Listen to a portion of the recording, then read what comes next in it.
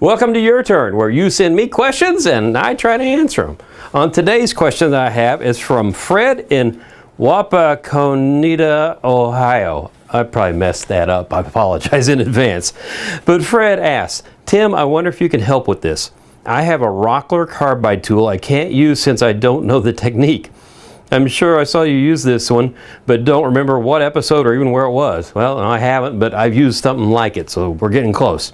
I've attached a picture of the working end of the tool. Maybe you could demonstrate its use and explain when it's to be used. It's not as clear as I would like in the photo, but that tip is shaped more like a bowl than a pancake and has a round shaft. So, what we have is a cupped carbide, and I've got a good example of one here. Let me hold it up over here. A cupped carbide, you can see how it's reflecting there.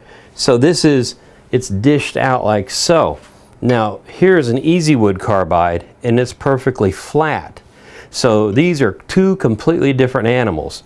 And I have a Mike Joukowsky tool here which has a small cupped carbide on it, and I will show you the differences in these. Let me get my Googles here. There they are.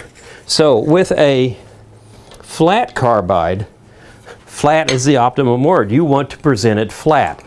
So Easy Wood makes this to where it's a square bar. It's always going to be flat. You want to make sure you're on center or a little bit above it. And get down just a little bit more there.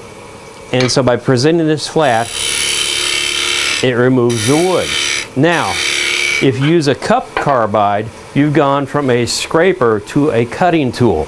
So imagine getting your bowl gouge and coming in just like that doing a turning, and it isn't going to work. It's going to blow up. You're going to get a big catch. So with a cup carbide, and I can use this unhandled, this is really well balanced. Let's bring this back up here.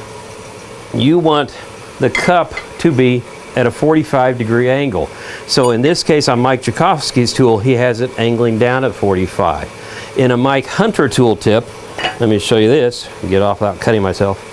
He has it to where it mounts like this, and it's angled 45 degrees this way, so you can see it's canted.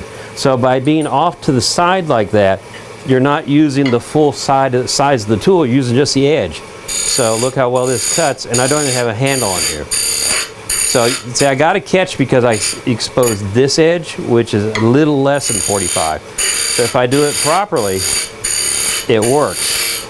So Fred, if you use your cupped carbides at a 45-degree angle when you cut, you won't have any problems.